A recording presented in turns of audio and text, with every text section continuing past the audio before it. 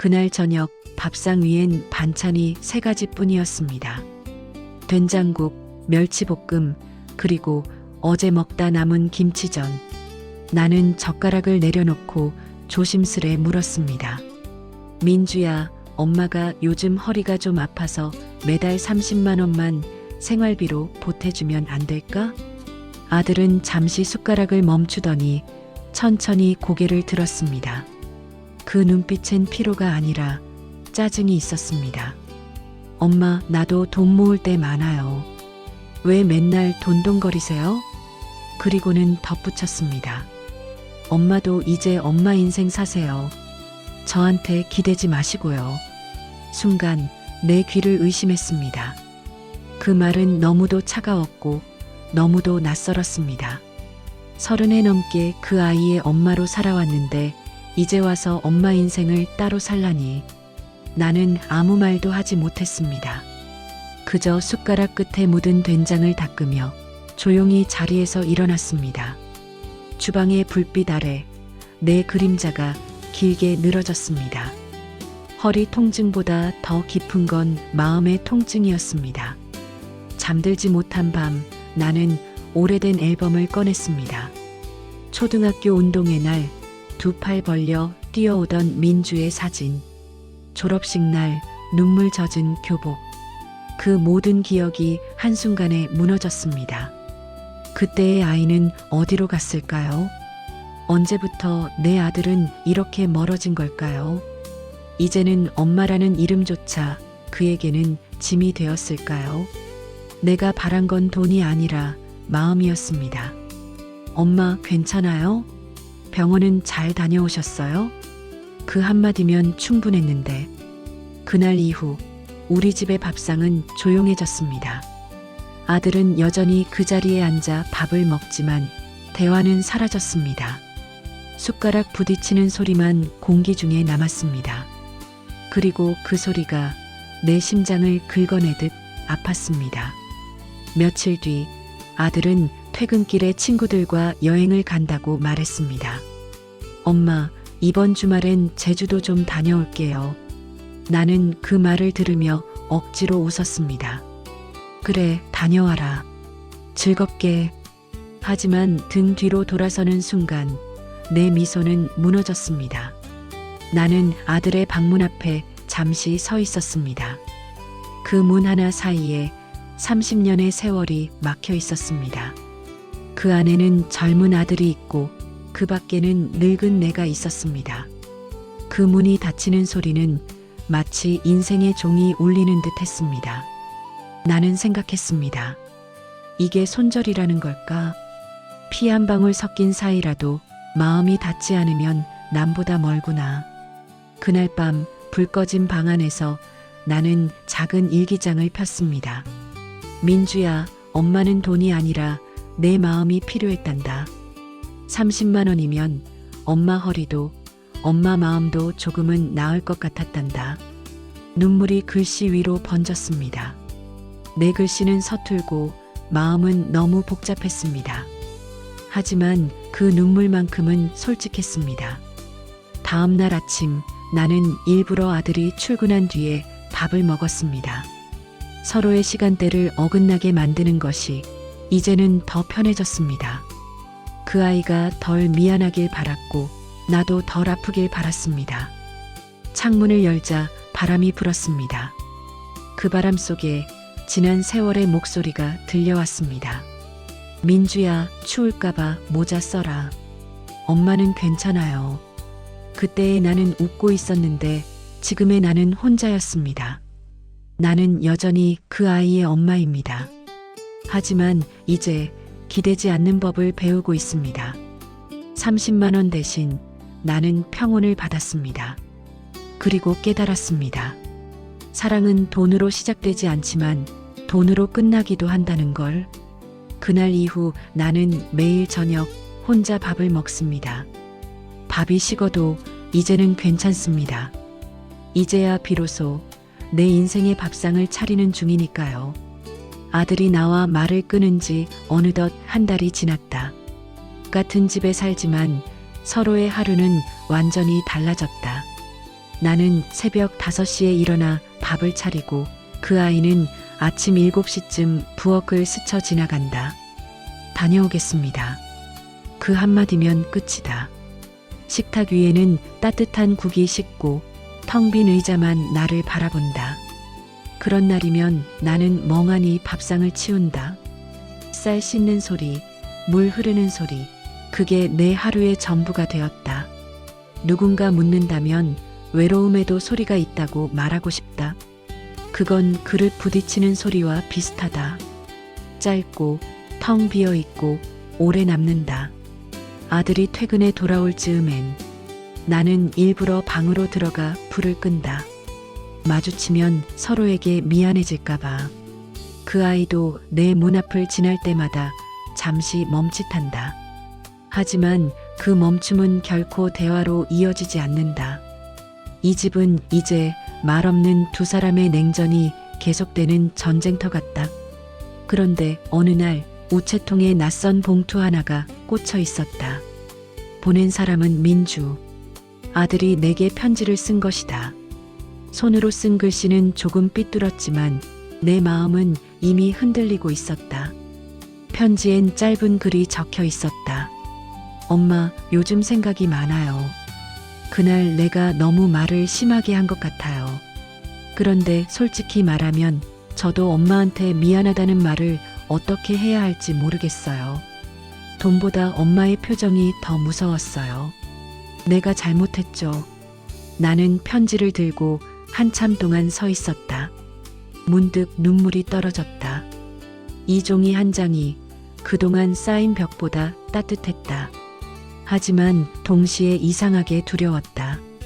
이 편지가 사과의 시작인지 마지막 인사인지 알 수 없었기 때문이다. 마이너스. 그날 밤 나는 답장을 썼다. 서툰 글씨로 마음을 눌러 적었다. 민주야, 엄마는 내가 행복하기만 바랐단다. 30만 원은 돈이 아니라 내가 엄마를 아직 마음에 두고 있는지 확인하고 싶었던 거야. 하지만 엄마가 너무 오래 엄마로만 살았던 것 같아. 내 말이 맞아. 이제는 나도 내 인생을 살려고 해.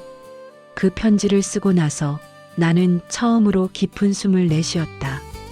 그동안 내 인생은 오직 아들의 그림자 속에 있었다. 아들의 점심, 아들의 퇴근, 아들의 건강. 그 모든 게 내 하루의 전부였다. 그러다 문득 깨달았다. 그건 사랑이 아니라 의무였다. 다음 날 아침 아들이 퇴근 준비를 하며 내게 말했다. 엄마, 저녁에 잠깐 얘기 좀 해요. 그 한마디가 오랜 겨울 끝에 봄바람처럼 들렸다. 저녁, 그는 퇴근 후 낯선 표정으로 내 앞에 앉았다. 엄마, 그때 말은 제가 진짜 잘못했어요. 회사에서도 요즘 너무 힘들었어요. 엄마한테 짜증내면 안 됐는데.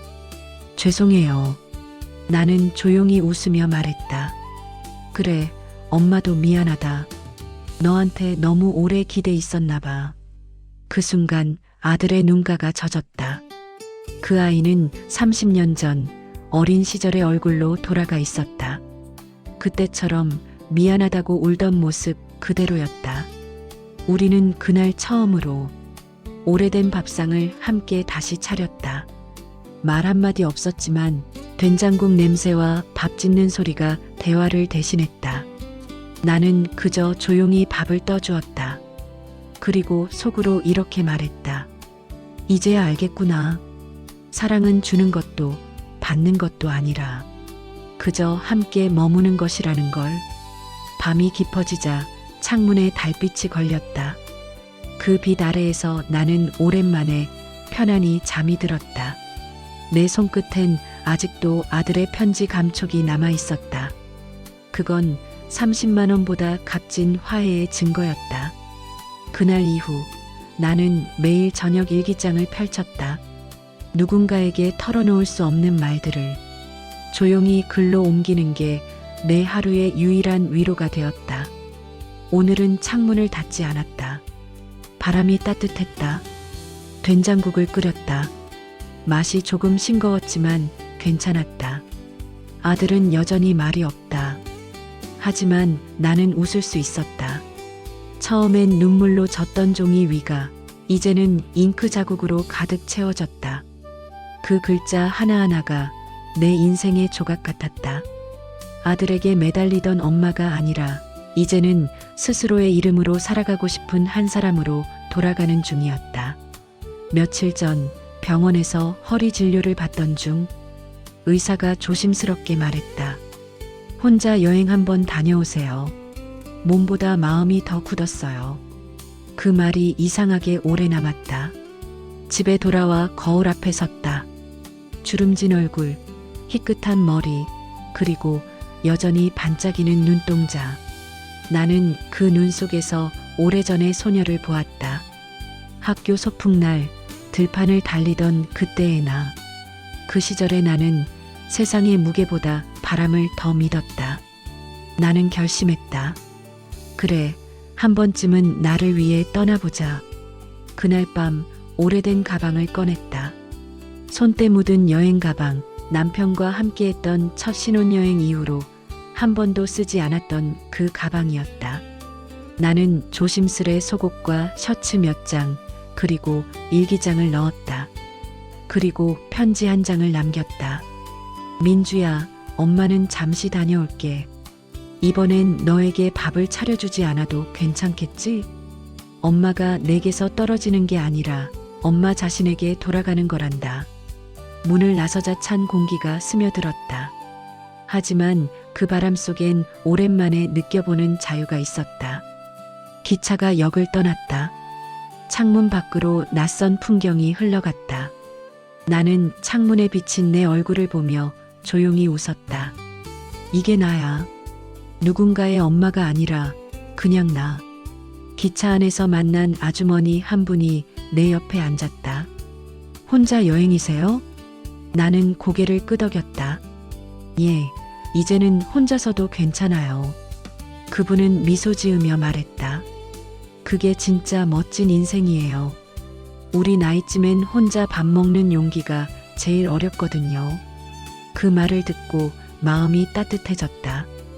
아들로부터 손절당한 게 아니라 나 자신에게 손을 내밀 수 있는 시간이 왔다는 걸 깨달았다.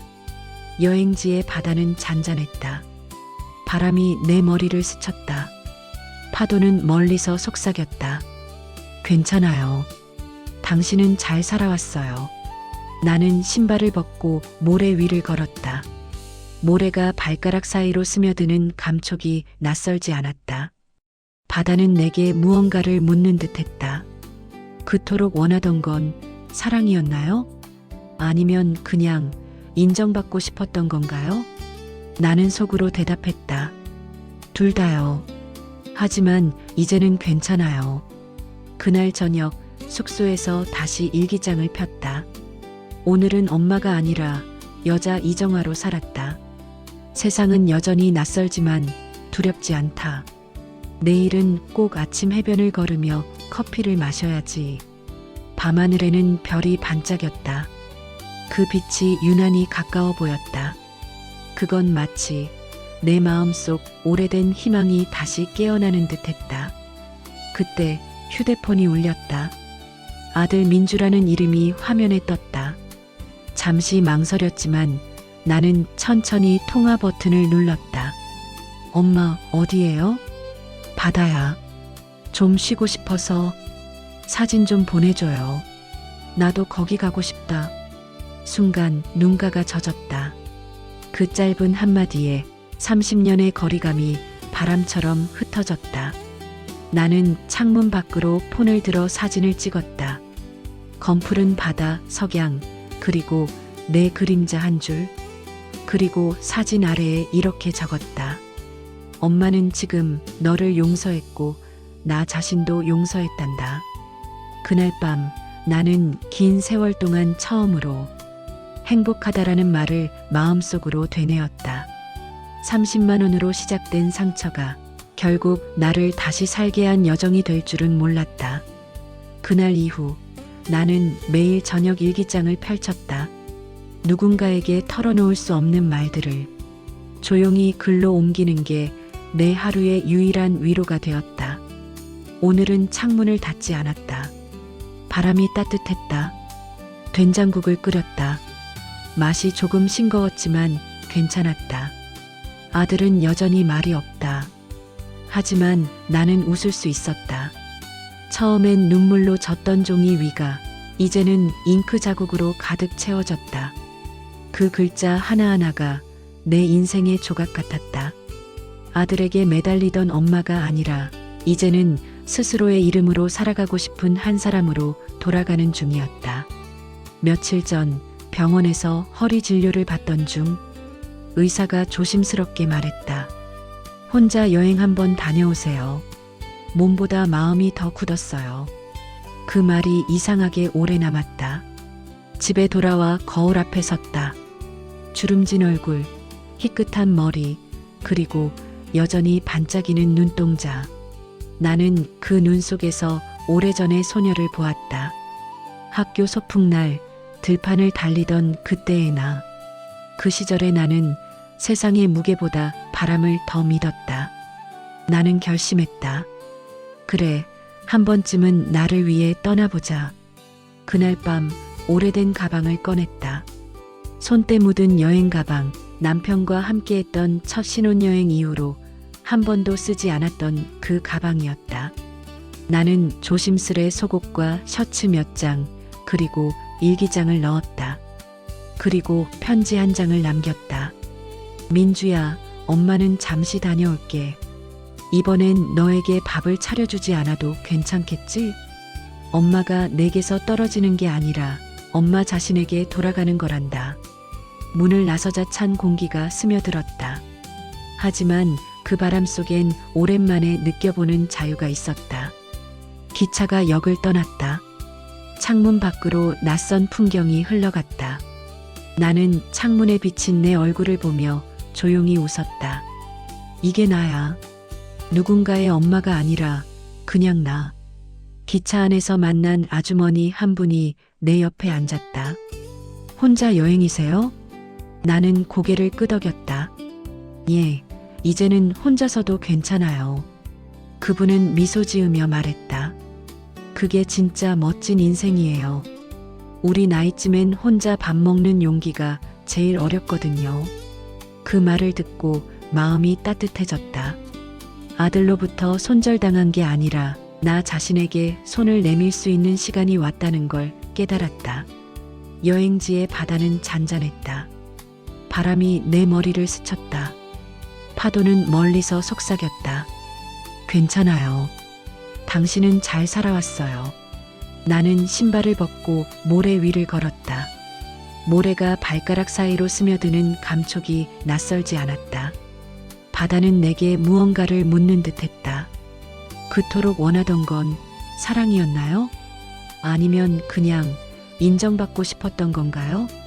나는 속으로 대답했다. 둘 다요. 하지만 이제는 괜찮아요. 그날 저녁 숙소에서 다시 일기장을 폈다. 오늘은 엄마가 아니라 여자 이정화로 살았다. 세상은 여전히 낯설지만 두렵지 않다. 내일은 꼭 아침 해변을 걸으며 커피를 마셔야지.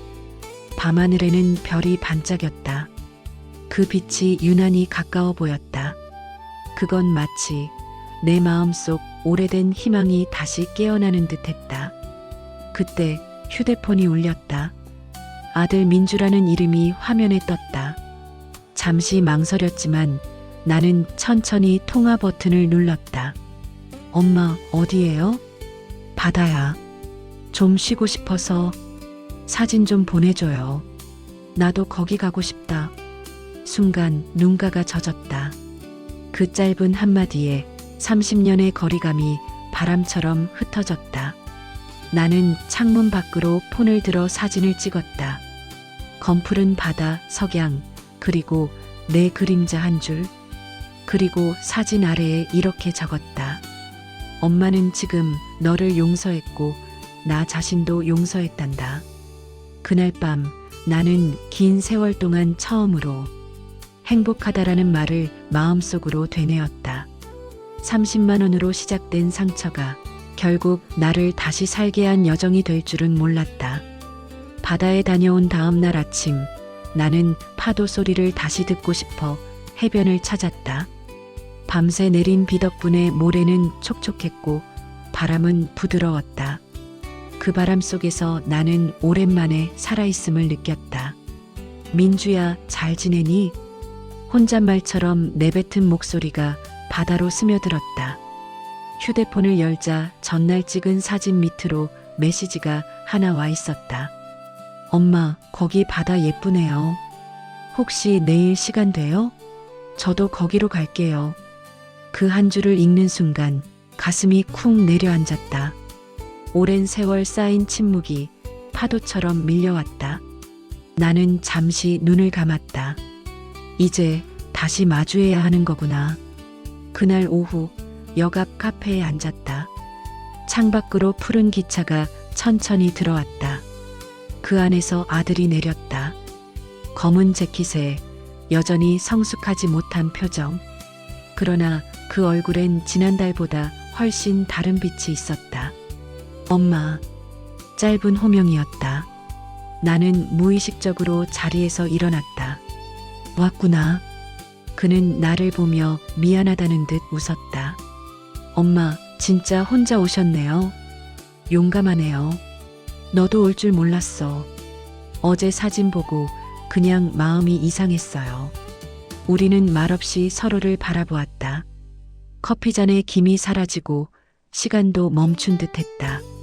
내 안에 쌓여있던 원망과 슬픔이 조금씩 녹아내렸다. 그가 다시 말했다. 엄마, 제가 너무 늦었죠? 아니야. 엄마는 내가 오길 기다렸을 뿐이야. 그때 카페 스피커에서 잔잔한 피아노 음악이 흘러나왔다.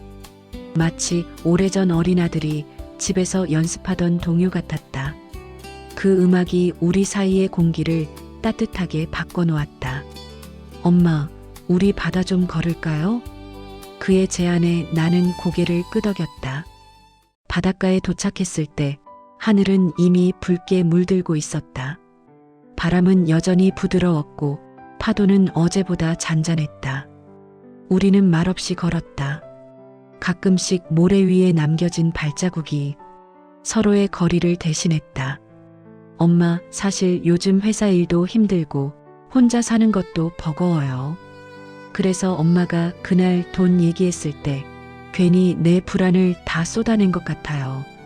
그의 목소리가 떨렸다. 나는 조용히 대답했다. 엄마도 그날 외로움을 돈처럼 계산했는지도 몰라. 엄마, 괜찮다, 민주야. 우리가 다 서로를 너무 오래 참았던 거야. 그는 잠시 고개를 숙였다. 그리고 이내 말했다. 엄마, 나 이제 매달 30만 원 줄게요. 나는 웃었다. 그건 됐다. 대신 한 달에 하루만 이렇게 바다 보러 같이 오면 돼. 그 말에 아들은 눈시울을 붉혔다. 그게 더 어렵네요. 그래도 노력할게요. 바람이 머리칼 사이를 스쳤다. 그 순간 나는 아들의 어깨에 손을 올렸다. 어릴 적 넘어졌을 때 내가 토닥이던 그 손길로. 민주야, 내 엄마. 너는 엄마의 실패가 아니라 엄마가 세상에 남긴 가장 큰 선물이야. 그 말에 아들은 조용히 울기 시작했다. 그 울음은 지난 세월의 모든 말 대신이었다. 붉은 노을이 우리 얼굴을 감싸고 바다는 그 눈물조차 품어주는 듯했다. 잠시 후 아들이 내 어깨에 머리를 기댔다. 엄마, 이제 진짜 엄마 인생 사세요. 근데 가끔은 나도 껴주세요. 그래, 그 말이면 충분하다. 그날 밤 우리는 숙소 창가에 나란히 앉았다. 창문 너머로 별빛이 바다 위에 반짝였다. 나는 마음속으로 일기 한 줄을 썼다. 오늘 우리는 다시 가족이 되었다. 봄이 오고 있었다. 창문을 열자 묵은 먼지와 함께 바람이 들이쳤다. 나는 커튼을 걷으며 오래된 식탁을 바라봤다. 한때는 둘이 마주 앉던 자리였지만 이제는 그저 나 하나의 자리만 남아 있었다. 그런데 그날 현관문이 열렸다. 엄마, 저 왔어요. 낯익은 목소리. 나는 놀라 고개를 들었다. 민주였다. 출장이라고 나간 지 일주일 만에 아무 예고도 없이 돌아온 것이다. 갑자기 왜 왔어? 그냥 집밥이 먹고 싶었어요. 그 말 한마디에 가슴이 뭉클해졌다. 냉장고에 김치랑 멸치볶음 있어. 금방 차릴게.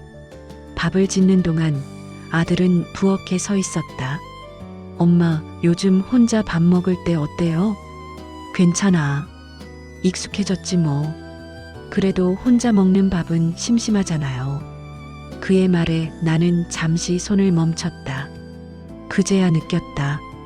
혼자 먹는 밥이 아니라 혼자 견디는 밥이었다는 걸. 저녁이 차려졌다. 된장국에 김이 부엌을 가득 메웠다. 이 국 맛 그립네요. 그런 소리 하려면 자주 와. 그럴게요. 매달 한 번씩은 꼭 올게요. 그 약속이 참 따뜻하게 들렸다. 식탁 위에는 오랜만에 웃음이 피었다. 아들은 젓가락을 들고 말했다. 엄마, 이게 진짜 행복 같아요. 나는 조용히 대답했다. 그래, 행복은 멀리 있지 않더라. 밥 한 그릇 따뜻하게 먹을 수 있으면 그게 봄이지. 다음 날 아침 아들은 출근 준비를 하며 내게 말했다. 엄마, 오늘 점심엔 같이 나가요. 근처에 새로 생긴 카페가 있는데 같이 가면 좋을 것 같아요. 그 말이 어색하게 들리면서도 마음 한쪽이 따뜻하게 데워졌다. 카페 창가에 앉아 우리는 커피를 마셨다. 밖엔 벚꽃이 흩날리고 사람들은 봄을 찍기 바빴다. 민주야, 요즘은 어때?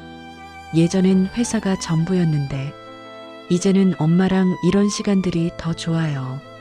그래, 이제야 철이 드는구나. 철이 든 게 아니라 엄마가 그리웠어요. 그 말에 나는 커피잔을 내려놓았다. 창밖에 햇살이 눈부셨다. 아들이 내 앞에서 커피잔을 살짝 돌리며 말했다.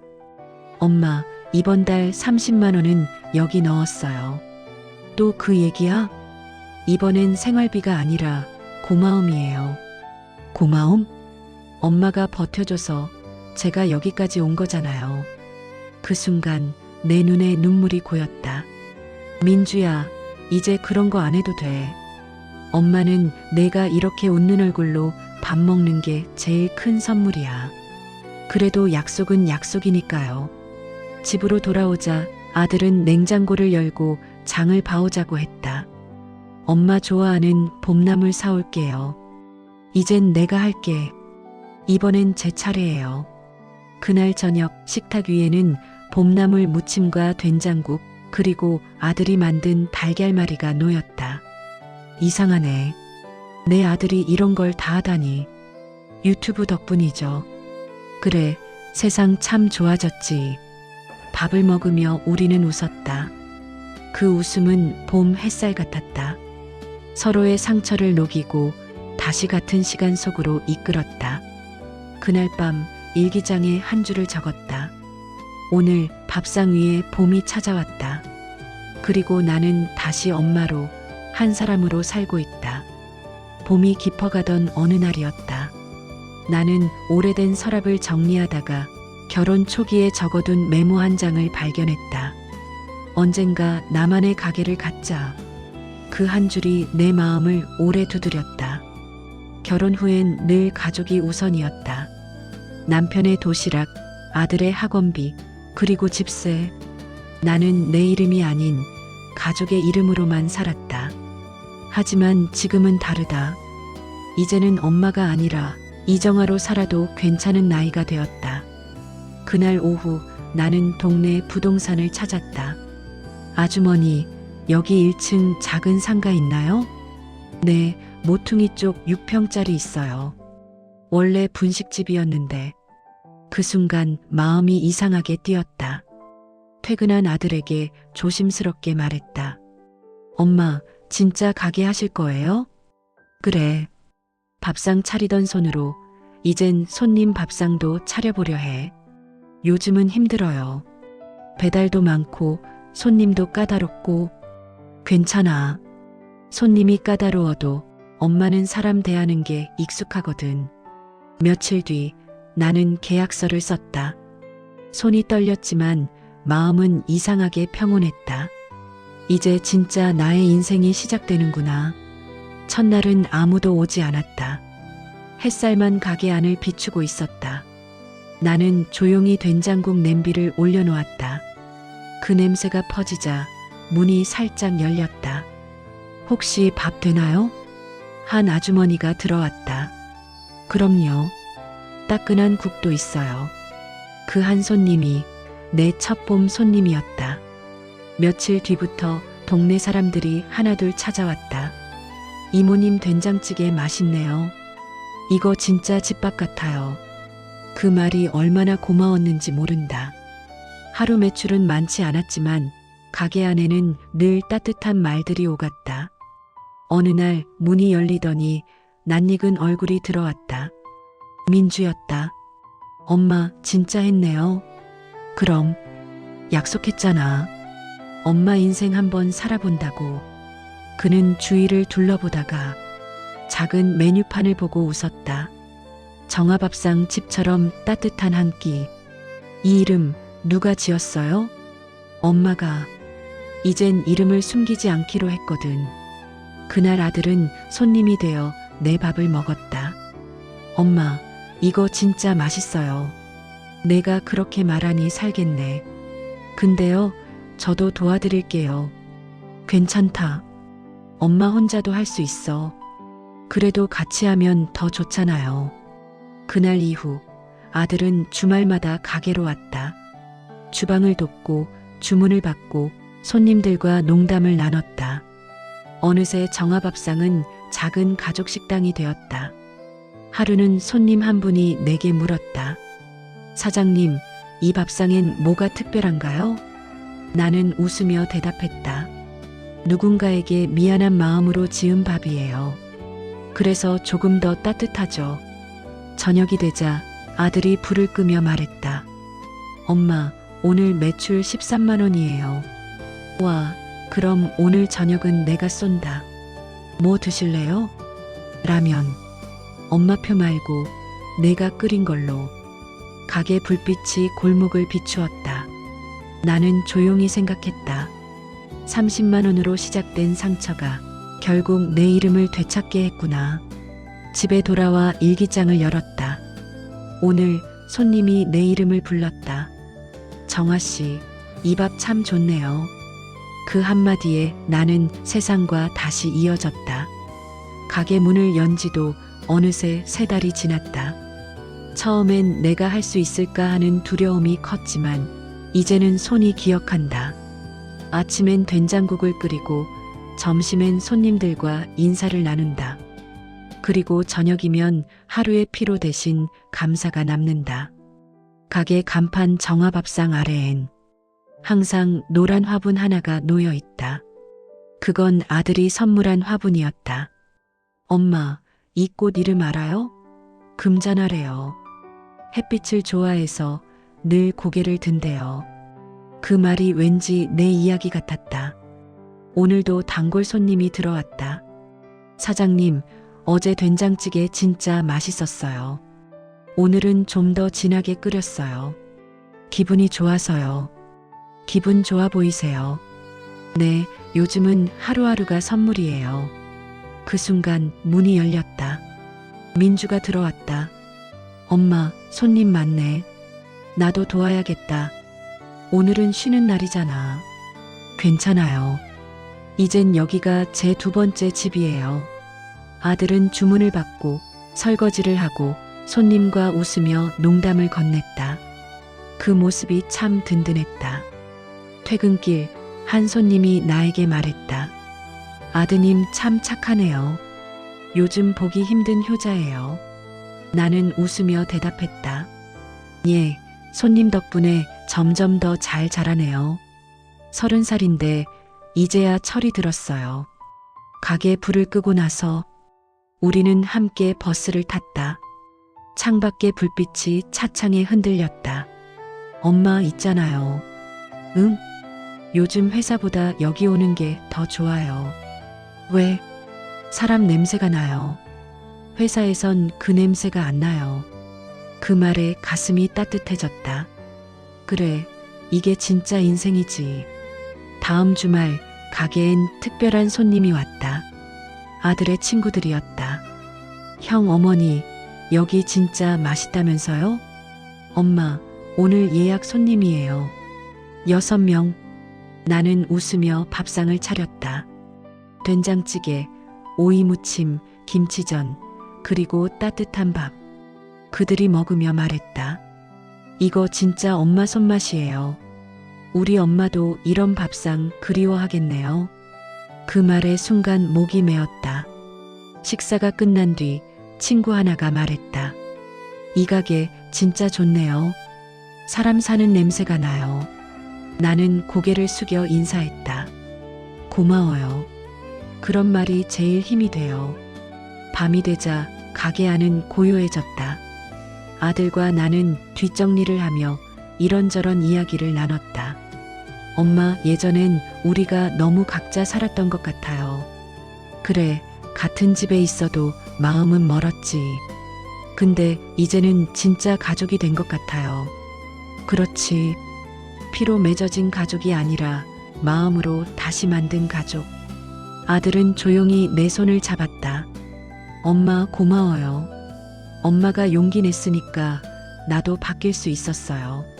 나는 웃으며 말했다. 우리 이제 서로 의지하지 말고 같이 서자. 그게 진짜 가족이야. 그 순간 밖에서 봄비가 내리기 시작했다.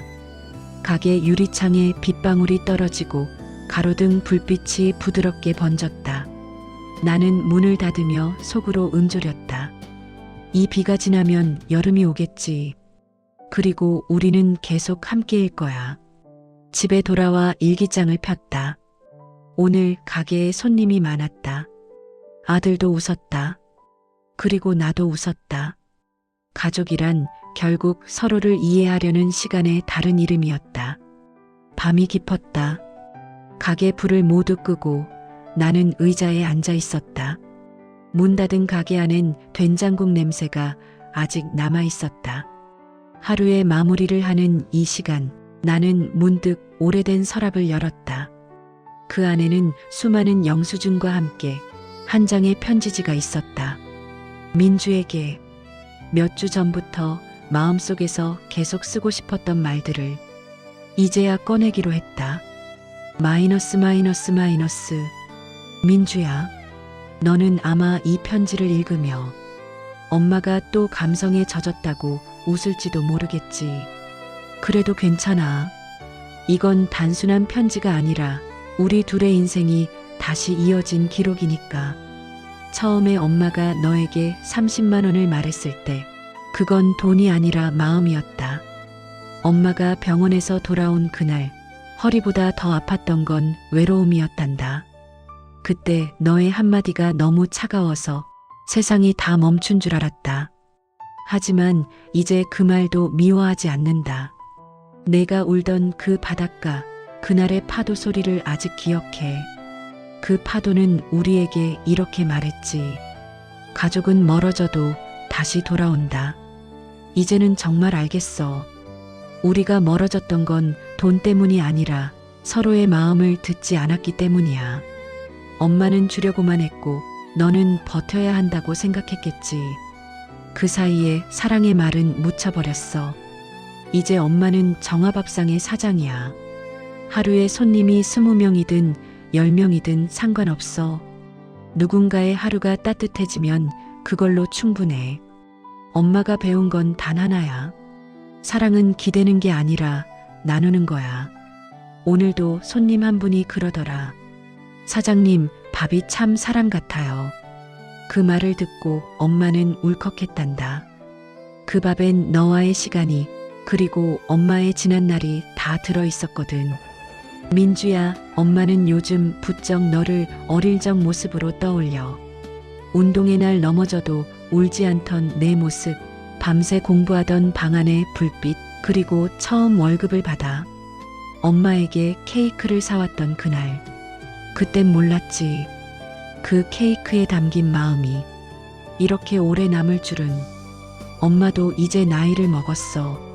몸이 예전 같진 않지만 대신 마음이 넓어졌단다. 그건 아마 이제 너를 진짜 어른으로 봐줄 수 있어서겠지. 요즘 내가 가게 도와주며 웃을 때면 엄마는 속으로 이렇게 생각해. 이 아이가 나를 용서해줬구나. 하지만 사실은 엄마가 너에게 고마운 거야. 내가 울던 날 엄마는 마음속으로 다짐했단다. 이 아이가 다시 웃는 날, 그날이 엄마의 봄이다. 그날이 바로 지금이야. 마이너스. 이 편지를 다 쓰고 나면 내일 아침 가게 문 앞에 놓아둘 거야. 너 출근길에 들러 커피 한 잔 마시고 가잖아. 그때 이걸 읽겠지. 아마 아무 말 없이 웃을 거야. 그걸로 충분하다. 민주야, 엄마는 이제 너에게 기대지 않아도 돼. 왜냐면 이제야 같이 설 수 있게 됐으니까. 그게 우리가 다시 가족이 된 이유야. 사랑한다. 그리고 미안했다. 이제는 엄마라는 이름이 너에게 짐이 아니라 그냥 따뜻한 추억이길 바란다. 2025년 봄, 정화가. 마이너스. 편지를 접어 주머니에 넣었다. 문 밖으로 새벽의 바람이 들어왔다. 가로등 불빛이 길게 드리워지고 멀리서 새소리가 들렸다. 나는 혼잣말처럼 중얼거렸다. 민주야, 고맙다. 내 덕분에 내 인생도 다시 태어났다. 그리고 미소 지었다. 세상에서 가장 조용하지만 가장 따뜻한 봄날의 미소였다.